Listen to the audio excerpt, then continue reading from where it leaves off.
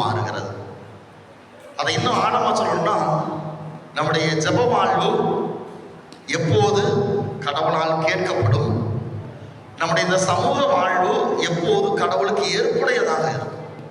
இந்த இரண்டிற்கும் ஒரே பதில் இன்றைக்கு வாசகங்கள் நமக்கு முன்வைக்கக்கூடியதாக இருக்கிறது. இன்றைய வாசகங்களை பார்க்கிறோம். குறிப்பாக 2 பேரை இயேசு இன்றைக்கு உதாரணமாக தருகிறார். ஒருவர் யாரு? ஓமையில கேட்டீங்க இல்லையா? 2 பேர். ஒருத்தர் யார்? பரிசேயர்.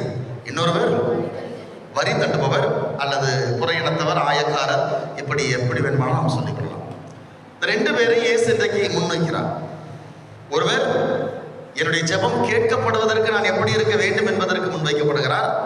இன்னொருவர் என் ஜெபம் எப்படி இருந்தால் கேட்கப்படாது அப்படிங்கிறதுக்கு முன்வைக்கிறார்.